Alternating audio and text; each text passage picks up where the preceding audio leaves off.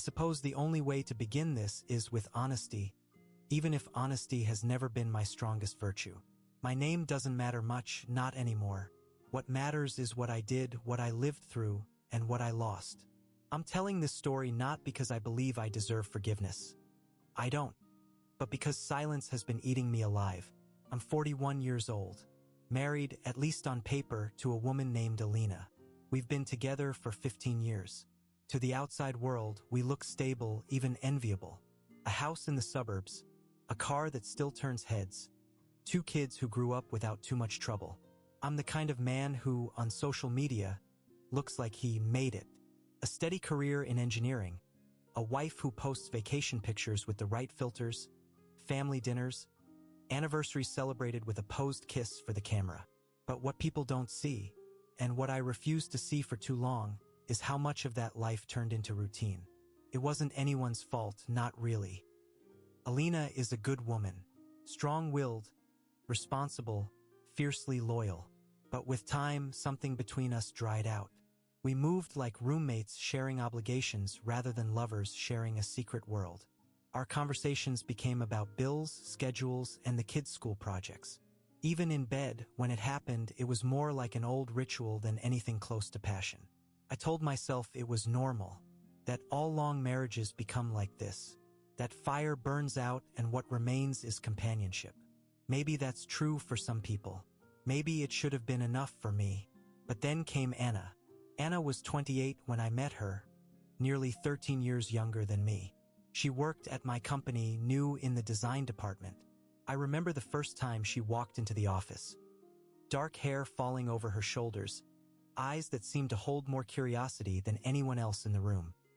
She wasn't the most striking woman I had ever seen, at least not in an obvious way, but something about her drew me instantly. First, I dismissed it. I told myself it was just novelty, that she was too young, too different, that I had no business even entertaining the thought. I avoided unnecessary contact, but she kept appearing in my periphery, at meetings, in the cafeteria, even when I stayed late at the office. One evening, I found her standing by the coffee machine, frustrated. "This damn thing never works for me," she muttered, hitting the side of it lightly. I laughed, surprising myself. "It doesn't like you yet. You have to be gentle with it." She glanced up at me and smiled, and for a brief moment, something shifted inside me. That smile wasn't just politeness. It was warmth, almost a secret shared. It should have ended there. A fleeting spark, a reminder that I was still capable of feeling attraction. Nothing more. But then she started coming to my office with questions about projects. She lingered longer than necessary when we talked.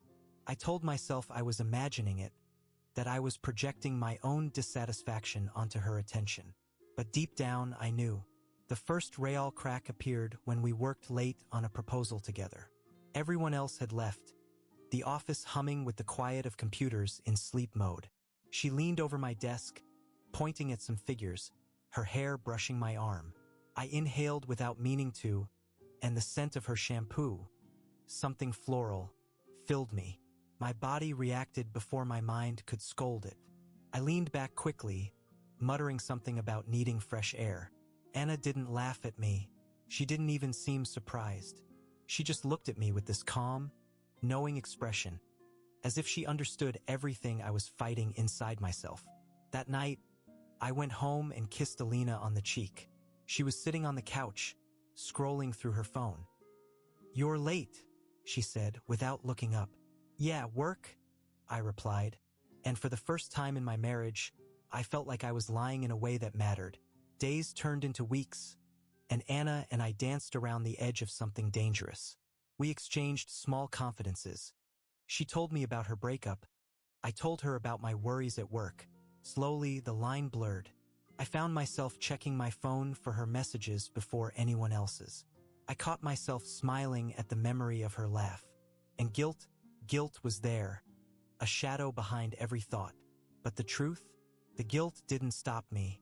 If anything, it heightened everything, made each stolen moment feel more electric. Looking back, I wonder if I wanted to get caught. If part of me craved the drama, the chaos, anything to break the suffocating monotony of my marriage. I don't know. What I do know is that I let myself believe I was still in control. I wasn't. The night everything truly began is carved into my memory. A company dinner, too much wine, laughter that lingered too long. Anna sat beside me, her leg brushing mine under the table. My heart raced like I was a teenager again. When it was over, we left together, walking to our cars in the cool night air.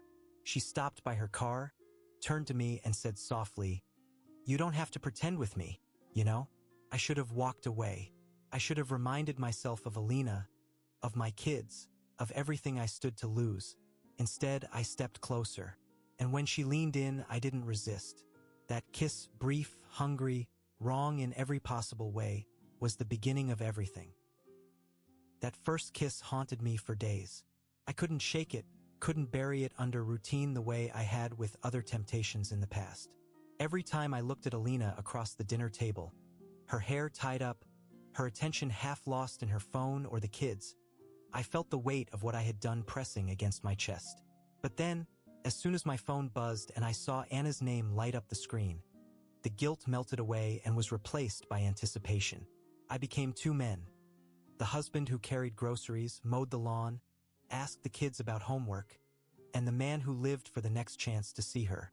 For a week after that kiss, nothing more happened. At the office, we behaved almost normally, though the air between us crackled with something unsaid. When our eyes met across the conference table, I had to force myself to look away before anyone else noticed. She didn't push, didn't tease, just carried on as if she knew I'd eventually give in to whatever it was pulling me toward her. And she was right. The second time it happened, it was in my car. We had stayed late again, at least that was the excuse. She asked if I could drive her home, and I agreed before thinking it through. She lived only 15 minutes away, but in those 15 minutes, the silence in the car was unbearable. I could feel the heat of her presence beside me, the way her hand rested so close to the gearshift. When we reached her building, she didn't get out immediately. Instead, she turned to me, her face half lit by the glow of the street lamp. "Do you regret it?" she asked softly. I swallowed hard. Yes and no. Her lips curved into a faint smile, like she already knew my answer. Then she leaned over and kissed me again. Slower this time, more deliberate. I didn't stop her. I kissed her back, my hand finding her cheek, my body betraying every moral line I had drawn for myself. We didn't sleep together that night. She pulled away first, whispered, "Not here," and slipped out of the car. But I knew the direction we were heading, and I was powerless to stop it. From then on, we built our own secret language.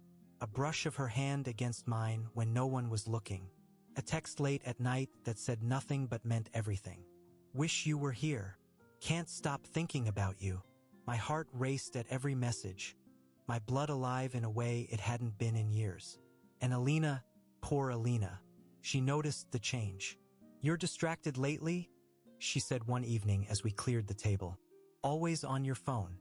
Is something going on at work?" I lied without hesitation. "Big project, deadlines. You know how it is." She nodded, but her eyes lingered on me, searching. I kissed her forehead and told myself it was harmless, that I could keep the two worlds separate, that I was strong enough not to let it go too far. But the truth is, I wanted it to go further.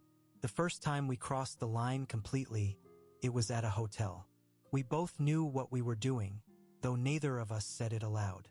She booked the room. I told Alina I had an out-of-town client meeting. When I arrived, Anna was already there, sitting on the edge of the bed, her hair loose around her shoulders. I remember hesitating at the door, my hand trembling on the handle. Everything inside me screamed to turn back. But then she looked up at me, her eyes soft, her lips parted, and all my resolve shattered. "Close the door," she whispered. What happened after is hard to describe without falling into cliches. It wasn't just sex, it was a storm. Months, maybe years, of suppressed longing poured out in one night.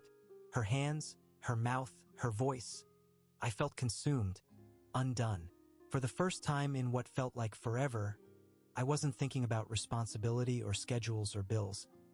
I was alive, reckless, burning.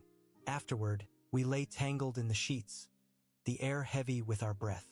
I knew I should feel regret, and part of me did. But stronger than regret was exhilaration. Anna rested her head on my chest. "You're mine now," she murmured, half asleep. Her words should have terrified me. Instead, they thrilled me. From that night on, it became an addiction. We found excuses to meet. Lunch breaks stretched into hours, business trips that had nothing to do with business, stolen afternoons in hidden corners of the city. Each time we promised it would be the last. Each time we broke that promise. But passion isn't simple. With passion comes jealousy, and with secrecy comes suspicion.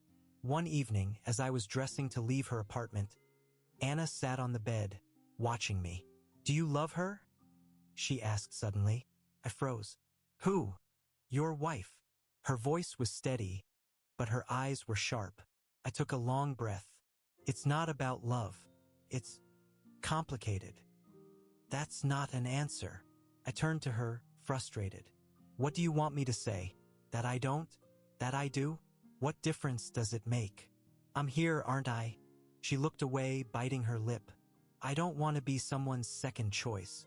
The words hit harder than I expected, because deep down, I knew that's exactly what she was. And yet, when I reached for her, she let me pull her close again. That night, driving home, guilt clawed at me harder than ever. Alina was waiting up, her eyes tired but kind. "How was the meeting?" she asked. "It went fine," I lied, kissing her on the cheek. Her smile wavered, just slightly, and for the first time I wondered if she already knew.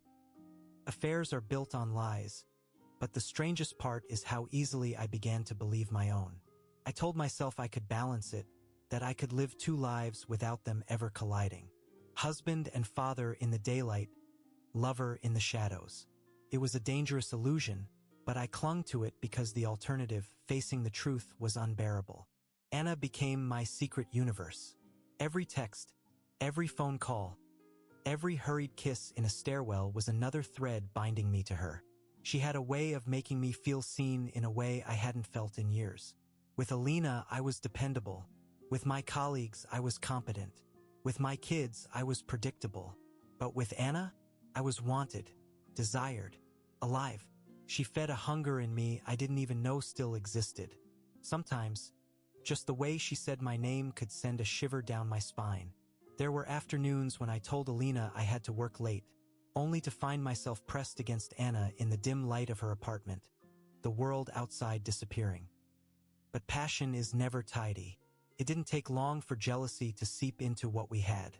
One night, after another stolen evening together, Anna curled against me and asked, "What do you tell her when you're with me?" I hesitated. "Meetings, deadlines, traffic." She gave a sharp laugh. "Does she believe you?" "I don't know," I admitted. "Maybe she does. Maybe she wants to." Her expression darkened. "And if she ever asked you directly? If she looked you in the eye and asked if you were cheating, would you lie?" The question struck me like a blade. I pictured Alina's face, the years we had built together, the quiet sacrifices she made without complaint. And then I pictured Anna, fiery and relentless, asking for more of me every day. "I don't know," I whispered. Anna pulled away, sitting up. "That's not good enough." I reached for her hand, but she shook me off. "Do you love me? Or am I just an escape?" The truth was, I didn't have an answer. What I felt for her was undeniable. Obsession, passion, something close to love but tainted by secrecy. What I had with Alina was history, duty, a life entwined with mine in ways too deep to sever easily. Both women claimed parts of me I couldn't reconcile. And yet, despite the tension, I couldn't stay away. There was one night I still replay in my mind, as though it happened yesterday. Anna and I had driven out of the city, away from the constant risk of being seen. We ended up at a small motel by the highway, the kind of place people like us are drawn to because it thrives on silence and discretion. Afterwards, as we lay tangled in scratchy sheets, Anna turned to me and said, "I don't want to share you anymore." Her voice was soft, but her words were heavy. I sighed. Anna, no, she interrupted, sitting up. Don't give me another excuse. Don't tell me it's complicated. I want more. I want you. All of you. Her demand terrified me because a part of me wanted to give her what she asked. To imagine a life where I walked away from Alina, from the house, from the routines that bound me. But then I thought of my children, of their faces when they ran to greet me after school. The thought of shattering their world made my stomach twist. I can't, I said finally. Not now. Not like this. Her eyes filled with tears, but she refused to let them fall. Then you'll lose me. The silence between us after that was unbearable. In the following weeks, everything became strained. She grew restless, suspicious. She would text me at all hours, demanding to know where I was, who I was with. If I didn't reply quickly, she'd accuse me of ignoring her. When I tried to explain that I couldn't always answer with Alina nearby, she'd snap, "Then maybe you should stop pretending with her and live honestly." But honesty was the one thing I no longer had. At home, Alina's questions became sharper. She noticed the smell of cologne that wasn't hers, the way I lingered in the shower after coming home late. One night, as we sat in bed, she closed her book and looked at me directly. "Are you seeing someone?" she asked. The world stopped. My throat went dry, my heart pounding in my chest. I forced a laugh, shaking my head. "Of course not. Why would you even think that?" She studied me for a long moment, her eyes calm but unreadable. Then she turned off the lamp. "Because I know you," she said into the darkness. Sleep didn't come to me that night. I lay awake, staring at the ceiling, trapped between two women, two lives, two versions of myself. The cracks were widening, and I knew it was only a matter of time before everything collapsed. But still, I kept going back to Anna, because despite the danger, despite the lies, despite the guilt, the truth was simple. I couldn't stay away from her, and deep down, I think she knew it too.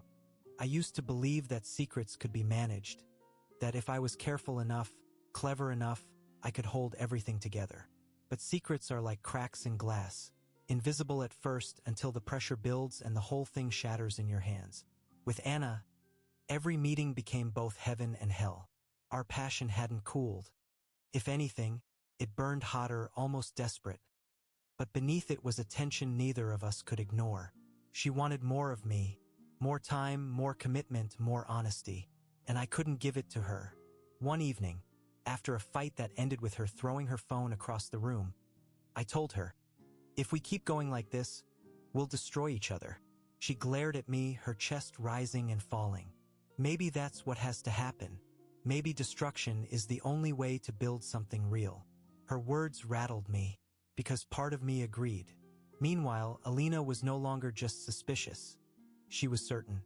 She didn't scream, didn't accuse me outright. Instead, she grew colder, quieter. She studied me the way a surgeon studies an X-ray, looking for the fracture. Then came the night everything collapsed. I had spent the afternoon with Anna at her apartment. We'd argued again, about her demands, about my lies. But the fight ended the way so many of ours did.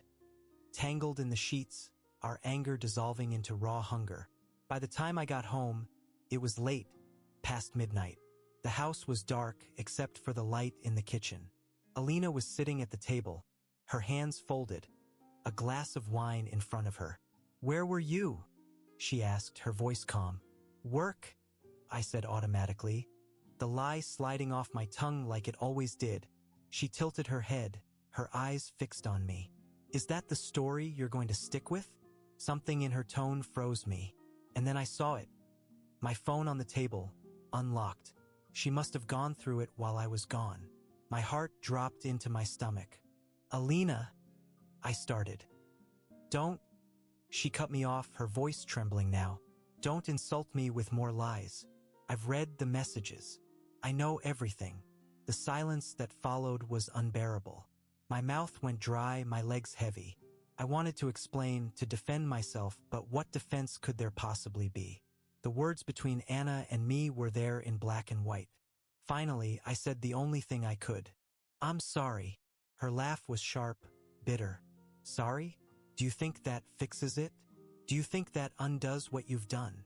I reached for her hand, but she pulled it away. How long? She asked. I hesitated. How long? I swallowed hard. Almost a year. Her face crumpled, and for the first time in all our years together, I saw her cry without trying to hide it. She stood up, pacing the kitchen, her hands shaking. I gave you everything, she whispered. 15 years, 2 children, my whole damn life. And this is what you do?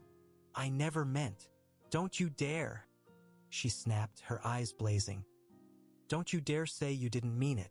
People don't accidentally cheat for a year. People don't accidentally fall in love with someone else. The word love hung between us like a blade. Did I love Anna? Or was it just obsession? Lust dressed up as something deeper? I didn't know anymore. Alina's voice broke. Does she make you happy? The question destroyed me, because the honest answer was yes. And also no. Anna gave me fire, but fire burns. Before I could respond, Alina shook her head, tears streaking her face. I can't even look at you right now. Sleep somewhere else. I spent that night in the guest room, staring at the ceiling, my life unraveling around me. And as if fate wasn't cruel enough, the very next day, Anna gave me an ultimatum. We met in a cafe, her eyes bright with both fury and hope. She knows, doesn't she? She said as soon as I sat down. I froze. How do you? You're different. You're tense. Did she find out? I rubbed my temples. Yes. She read everything. Anna leaned forward, gripping my hand. Then this is it. Leave her. Be with me. We don't have to hide anymore. Her voice was urgent, desperate, but all I felt was the weight of 2 worlds crashing into me. I can't, I whispered. Not like this. Not now. Her face hardened. Then you'll lose me. For good. I looked at her, the woman who had consumed my life for a year, and realized that no matter what I chose, I was going to lose something. Maybe everything. That was the breaking point. The moment where all the lies, all the passion, all the betrayal finally demanded their price. And the price, I knew, would be unbearable. The days after everything came crashing down are a blur in my memory. Sometimes I think my mind blurred them on purpose, to spare me from reliving every bitter moment. But certain things I remember with painful clarity. Alina's silence at the breakfast table, the way the kids watched us with wide, confused eyes, the messages from Anna that I couldn't bring myself to answer. Alina didn't throw me out immediately. Instead, she withdrew. She spoke to me only when necessary, her words clipped, her eyes empty. She began sleeping in the guest room, leaving me alone in our bed that suddenly felt too big, too cold. The kids noticed, of course. Children always do. They asked why Mom and Dad were angry, why Mom didn't smile anymore. I lied to them, too. It seemed that lying had become the only language I spoke. Anna, meanwhile, demanded decisions I couldn't make. She called, texted, waited outside my office. She knows now, she kept saying. There's nothing left to hide. We can finally be together. But it wasn't that simple. My life wasn't just a marriage. It was a house, finances, children's futures, friendships built over years.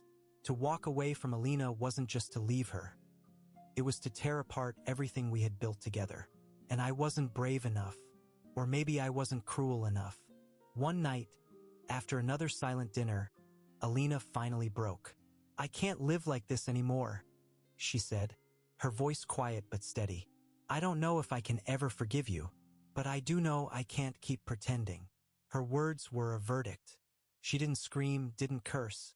That almost made it worse. She was calm, resolved, like someone who had already mourned and moved past anger. What do you want me to do? I asked, my throat tight. She looked at me for a long time before answering. I want you to leave. And so I did. I moved into a small apartment across town. The first night there, surrounded by unpacked boxes and silence, I felt the full weight of what I had done. No children's laughter, no Alina humming in the kitchen, no familiar comfort of the life I'd taken for granted. Just me and the echo of my own mistakes. Anna was thrilled at first. She came over, cooking in my half-empty kitchen, filling the space with her laughter. "Finally," she said, curling up beside me on the couch. "Finally, we can be us." For a while, I convinced myself it was worth it. We had freedom now. No more lies, no more secrecy. But freedom wasn't what I imagined. Without the thrill of hiding, our relationship looked different. The cracks became clearer. Her jealousy didn't vanish, it grew. She wanted every moment of me, every piece, as if she were trying to erase the life I'd had before her. And I began to miss what I'd lost. Not just Alina, but the quiet stability, the sense of belonging. I missed Sunday mornings with the kids, missed the smell of our house, even missed the arguments about bills. One evening, after a particularly bitter fight with Anna, about something trivial as most of our fights were, I sat alone on the balcony of that apartment and realized the truth I'd been avoiding. I had ruined my life chasing a fire that could never keep me warm. Anna left a few months later. She packed her things without ceremony, her eyes hard. "You'll never choose me fully," she said, and she was right. When the door closed behind her, I didn't chase her. I didn't beg. I just sat in the silence, knowing this was the ending we had been heading toward from the first kiss. As for Alina, we filed for divorce quietly. For the kids' sake, we kept it civil. She never once raised her voice to me, never once called me names. Her dignity cut deeper than anger ever could. She moved on, slowly but surely, building a life without me. I see her sometimes when I pick up the kids. She smiles politely, but her eyes are guarded, distant. I don't blame her. Now, years later, I live alone. I see my children on weekends, and those hours are the only moments that feel truly real to me anymore. The rest of the time, I sit in this apartment, thinking about the choices I made, about how I traded loyalty for passion, stability for chaos, love for lust.